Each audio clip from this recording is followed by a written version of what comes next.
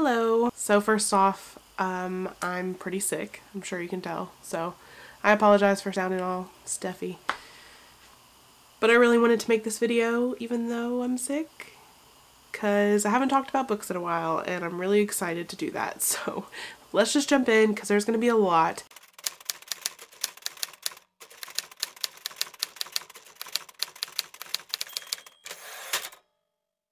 This is going to be a kind of catch-up wrap-up. So basically it's going to be from the Diversathon forward. The reason I'm not going to talk about those books is because I already did a wrap-up for those books, so I will link that somewhere to where you can go check that out and watch that if you want to. So yeah, we're going to be going from February all the way to October, so it's a lot of books to cover. But I'm going to stop blabbing.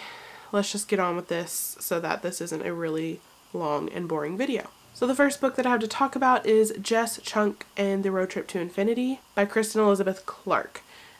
I'm not going to spend a lot of time on this one because I didn't love it. I was really excited when I read the synopsis. It's about Jess, who is transgender, and she goes on a road trip with her best friend to her dad's wedding, and her dad is not very supportive of the whole transgender thing, so she's dealing with that and her relationship with her best friend.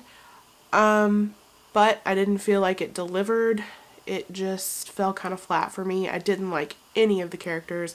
The main character really bothered me. I couldn't connect with them, so I didn't love this one. I'd probably give it a 2 stars. Then I read Paper Girls Volume 1, which is a graphic novel, and it was amazing. It's a science fiction set in the 80s. It's basically Stranger Things, but with a girl cast, and it's freaking awesome. I loved it so much. The artwork is amazing. The story was amazing. Definitely check it out. I gave it a full 5 stars. I read The Sun Is Also a Star by Nicola Yoon. Oh my god, you guys. This book was so amazing. It's an epic love story. It's so diverse, and just the whole love story takes place over like 24 or 48 hours.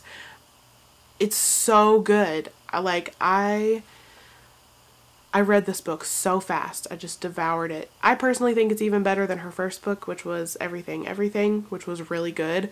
But this one just, oh god, it was so good. Then I read Under Rose-Tainted Skies by Louise Gournal. This one is about a girl who has severe anxiety and agoraphobia to where she is afraid to leave her house. And it deals with a lot of different mental health topics, and I really liked that. I thought it was done really well. The author herself has dealt with most of these mental health issues that are discussed, and it was a very good contemporary that touched on serious topics in a good way. So I really enjoyed it.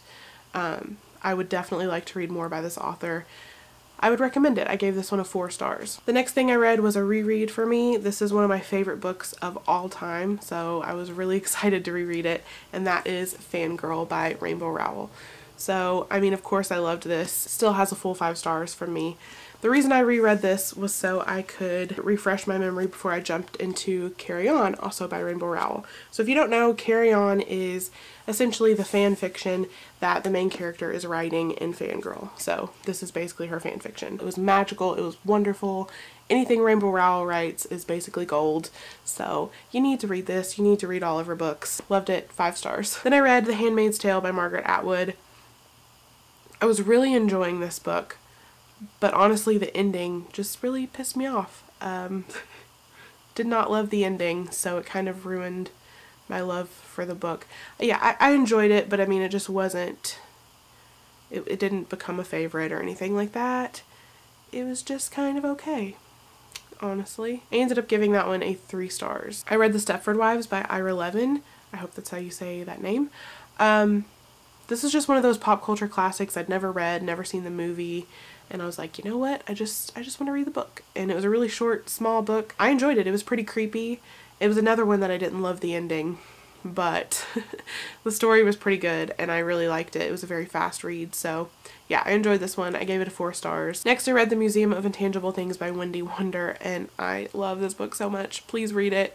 Wendy Wunder is such an underrated author. It makes me really angry. So in this book, our main character's best friend is severely bipolar, and they end up going on this epic road trip and the best friend is dealing with trying to help her best friend. You know, her friend is unmedicated and doesn't want to get help, and it's just really amazing. Their friendship and just everything about it is so good. I love it. I love it so much. I read On Dublin Street by Samantha Young. I really didn't like it that much. I mean, the writing was good, but the love interest, just no. I couldn't take him. The feminist in me wanted to die. It was just, I didn't like love interest, so that kind of ruins the love story. Yeah, wasn't a huge fan of this one, honestly. There were some good things about it, but overall, I couldn't get past the love interest and how ridiculous he was. So, some people will like it though. I read The Winter's Curse by Marie Rakowski. I'm not even going to talk long about this book because I didn't like it. I thought it was kind of horrible. Don't hate me because a lot of people love this series, but I was completely underwhelmed and just, I don't know even what it was about it. Like, I felt like it had a lot of potential, but it just didn't reach it. So I'm not planning on reading the rest of the series at all. I was super disappointed with this book. Wouldn't recommend it. I read The Moon and Morn by Sarah Dessen, which is another one I'm not going to spend a lot of time on, but basically I enjoyed it. Sarah Dessen's books are kind of all the same nowadays. And her newest, like her newer ones, the past I would say three or so new releases, I haven't liked as much as her older stuff, so I don't really know what the deal is. I read The Circle by Dave Eggers. I definitely got some George Orwell 1984 vibes, the whole Big Brother thing. So yeah, if you're into that, it was good. I liked it. It felt a little slow moving at times, and I really didn't like many of the characters, but the story itself was pretty strong, so I ended up liking it, and I gave that one a 4 stars. Then I read Dumplin' by Julie Murphy. It was so good. I gave it a full 5 stars. It's just a great contemporary, and you don't have many young adult contemporaries where the main character is a bigger girl. So it was really nice. I just absolutely adored it. In this story, our main character, her mom is obsessed with beauty pageants and stuff. Our main character has never wanted to do that, but this year she decides to do it, her and kind of a group of some other misfits, and it's wonderful. I read Handle with Care by Jodi Picoult. If you know Jodi Picoult, you know that her books always cover kind of heavy, serious topics for the most part, and this was no exception.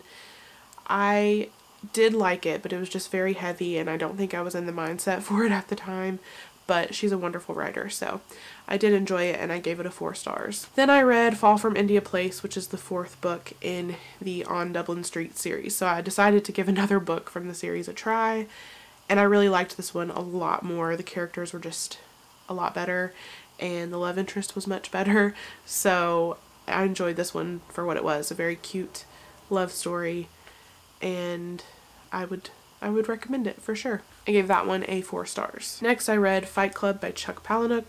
This is another pop culture classic. I'd never read the book, never seen the movie, and somehow had never been spoiled on the story.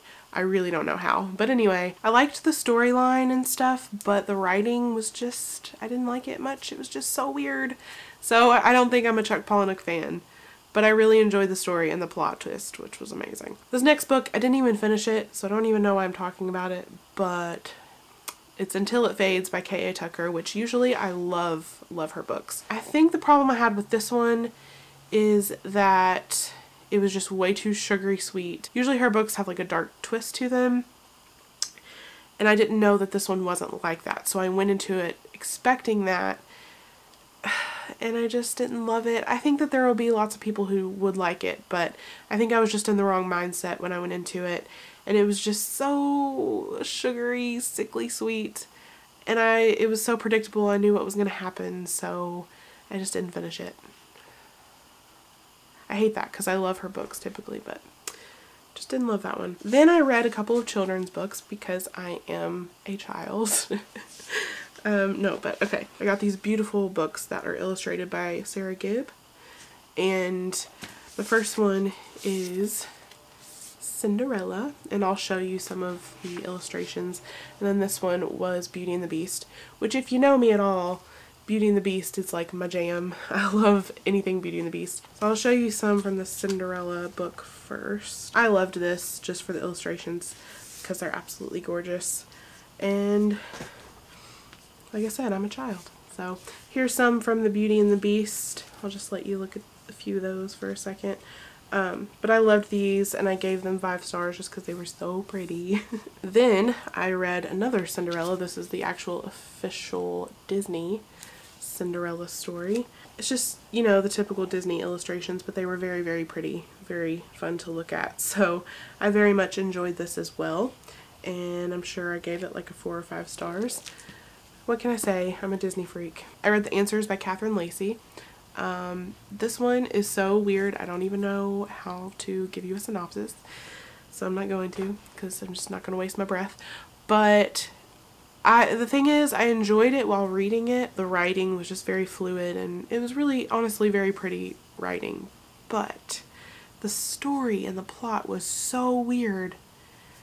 I just didn't even really comprehend much of it. I mean, like, by the time I was done with it, I was just like, what did I just read? Nothing makes sense. What is happening? So yeah, I was not a fan of this one. Gave it a 2 stars. The last book I have to talk about is the one I'm most excited about, and that is Beauty and the Beast, Lost in a Book by Jennifer Donnelly. So like I just said, I'm kind of a freak for anything Beauty and the Beast.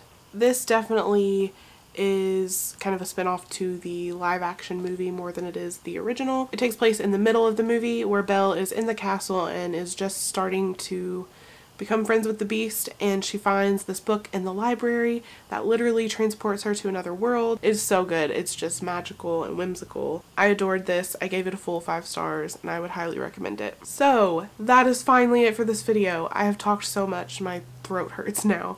I hope you guys enjoyed this. Hopefully it wasn't too long. I just had a lot to catch up with you guys on, so thank you so much for watching, and I'll see you very soon with the next video. Bye.